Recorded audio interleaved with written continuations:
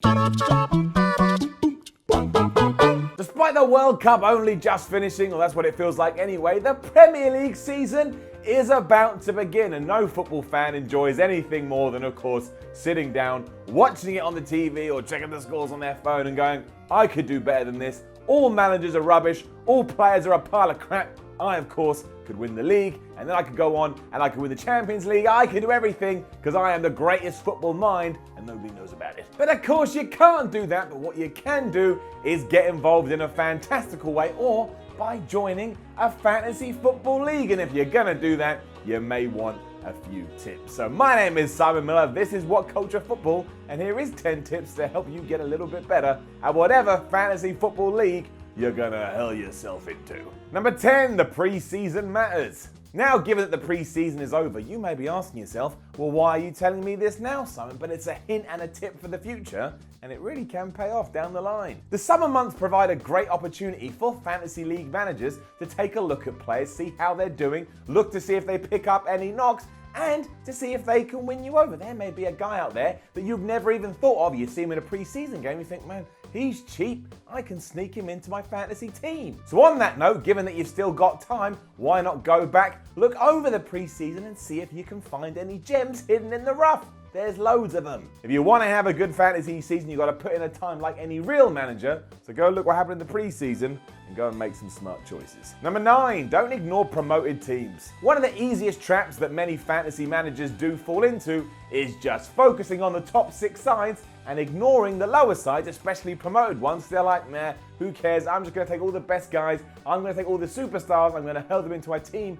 and screw my budget up in the process. This is always a big mistake, and I've got evidence to prove it. And I can do that simply by looking at who accrued more points in the 2017-2018 season. So straight up, Brighton's Pascal Gross got more points than Manchester United's Romelu Lukaku. And I bet if I had told you that beforehand, you wouldn't have believed me. And you probably would have called me a dirty little liar. That went on as well because you had Huddersfield players getting more points than Arsenal players, and even some Newcastle signings outperformed people in the Chelsea first team. So you've got to be smart, especially this year. Fulham have just come up and they've got Ryan Sessegnon, and Ryan Sessegnon is amazing. I mean, he's a little bit more expensive because everybody involved in making these leagues saw what he did in the Championship. But again, go down, look who came up, look to see which teams have strengthened, investigate these players, and you may be in for a bargain. Don't assemble your team on name power alone. Be smart, find that chemistry instead of, you know what you're going to do. You're going to put Salah in there, and then you're going to put, Hazard in there, and then you're going to take De Bruyne. De Bruyne will be in there, and then you've got no money left. So what are you going to do? Play with 3 players? It's ridiculous. Number 8, value. Right, look, it's not just about finding cheap players that can supply you a good amount of points. It's about how much a player costs in relation to the amount of points he's going to get. For example, Mo Salah is probably going to be the most expensive player you can buy in any fantasy league, but I've seen him going in some for around about 13 million. And I've also seen that Kevin De Bruyne goes for around 10 million. We know what happened last year. Mo Salah got 100 points more than De Bruyne, so he's better value for money. There are also other cheaper players that are getting more points than more expensive players, so once again, go and look at last season's stats and make your opinions and your decisions based on that. Don't just go, oh, well, I love, superstar player here and throw him in. That is a waste of your time. And of course, football is unpredictable, so there's every chance Salah goes on and has a terrible season, but you can't live your life that way. You've just got to assume he'll carry on his run of good form and that you will benefit because of it. And also, if you're an Everton fan and you put Salah in your team, if he then scores about you just a little bit, it's like, nah, I don't mind as much as I once did. Number 7, take advantage of wrongly classified players. Continuing this theme of getting the most value for your squad, what you should do is you should go through all the teams and all the players, and you'll find some have actually been classed in the wrong place, and you can take advantage of that. We'll go back to Mo Salah because again, in some leagues, he's been classified as a midfielder despite being the Premier League's top scorer last year. So in that sense, if you put Salah in your team, it's like giving yourself an additional forward, because when you look at the lineup, he'll be shoved in midfield. Alexis Sanchez is the same. Alexis Sanchez can be classified as a midfielder, so you're just ticking all the boxes. You can basically have an entire team that are just dudes that are going to score goals. Not true, not possible, don't hold me to that. It goes on as well because Wolves' Diogo Jota, who scored a bucket loads of goals in the Championship, he's a midfielder as well. even though he played up front for him. You'll find loads of these if you just go and look for them, and then you can actually structure your team around maybe a specific style of play you never even knew that you wanted. So again, take the time, use your eyes, and take advantage of the damn system. Number 6, focus on fullbacks. Defense is always overlooked when it comes to the Fantasy Premier League, and I get why. You want to take all your money and you want to spend it on your attacking lineup because that's where you believe you're going to get the most points, and really, that is true. However, if you ignore your backline, you ain't going to win jack. I'll just say it. However, given that the Fantasy Premier League awards bigger tallies for goals, it makes sense to have a backline where that could happen, or they can chip in with the odd assist here and there, because if a defender scores, then you get even more points. Fullbacks have the best chance of doing this because 9 times out of 10 they're told to, when they can, break away from the backline, get further up the pitch and try and help out the attack. So if you know a defender is very good at getting up the field before whipping it across, or is good at scoring with their head, that is someone you should absolutely take the time to focus on. Could be Marcus Alonso, Hector Bellerin, or Victor Moses, because all of these dudes smashed it in the Fantasy Premier League last year, and they'll probably do it again in this one too. Number 5, don't get too excited about new players. Following the transfer window, we all get excited about the new players that the big teams have brought in. Take Fred at Manchester United, which happened ages ago. Everybody wants to see how Fred is going to do, and maybe you're so excited about it, you want to put him in your fantasy team, and that's fine. Just think about it for a second. As we've seen time and time again, when a new face does arrive in the Premier League, more often than not, they need a bedding in period, and during that bedding in period, if they're in your fantasy team, they ain't going to get you any points because they're bedding in. Every now and then a new player can arrive and hit the ground running, but stats show us that it's the long-term established players who are going to do the best.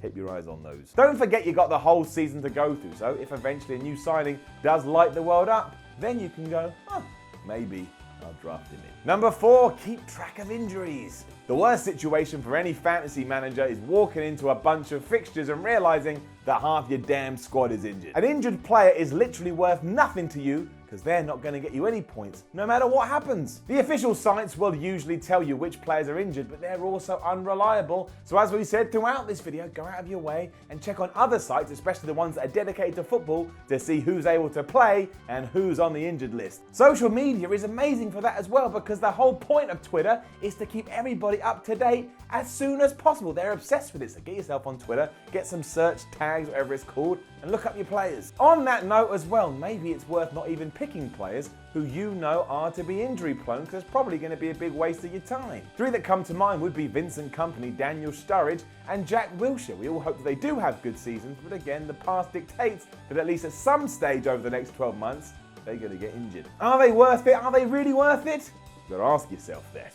Number 3, take some risks. Following on from that though, sometimes yes, they are worth it, because if you're going to win, you've got to take some risks. We all know that you can't just pick the best players or find a way to work them into your squad and guarantee yourself success, because everybody else is going to be doing that as well. A lot of people are going to put Harry Kane and Mo Salah in their squads because they're probably going to get the most points. That does mean then that the star players actually aren't the difference makers when it does come to finishing top of one of these leagues. What you need to find are the hidden gems or the different makers that right now, well, it's a toss of a coin. We know who we think could do well, until they actually start doing well, you just don't know, and that's when you take a risk and do a weird bob with your legs. It's these players that have the potential to absolutely change your score in game-changing ways. And they do represent a risk because they're going to be from lower-ranked teams, and as of yet, they haven't done anything in the Premier League, but think how good you'll feel if you get it right. And that's just the name of it all as well. If you've got to win, you've got to be willing to see what happens when you do put yourself out there on a whim. I can't tell you that it's going to be a success,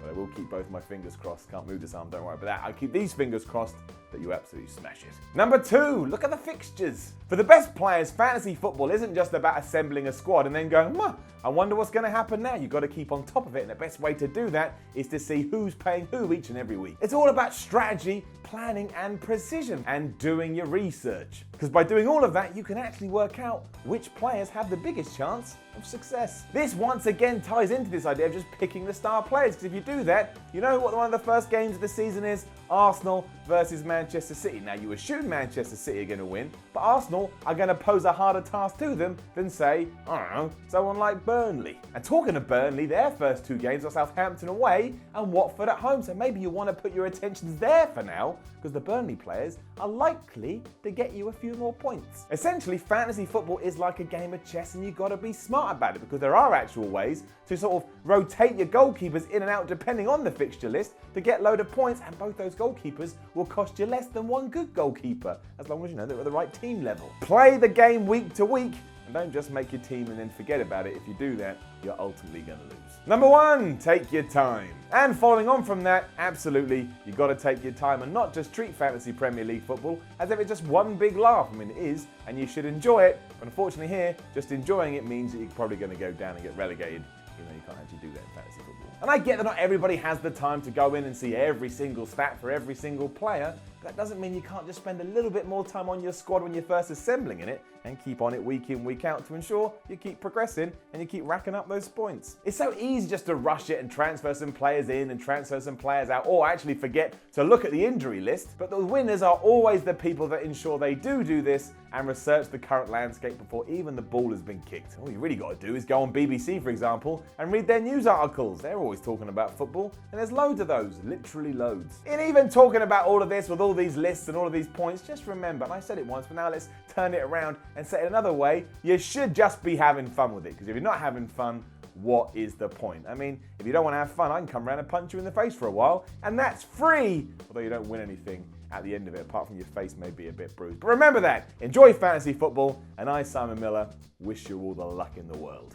Unless you're in my fantasy league, and then I hope you have a terrible time, but that means I'm probably doing quite well. Not true, I always suck at Premier League fantasy football. Now, don't forget to leave a comment below with any fantasy football league tips that you may have. Like, share, and subscribe. Head over to WhatCulture.com and read articles. And follow WhatCulture Football on Twitter at WhatCultureFC. My name is Simon Miller. You've been watching WhatCulture Football. And hey, no matter when you see this, enjoy the Premier League season. I mean, I was going to say it doesn't come around that often. It does. It ends and also you're like, poof, it's back. But enjoy it anyway. That's what football's all about.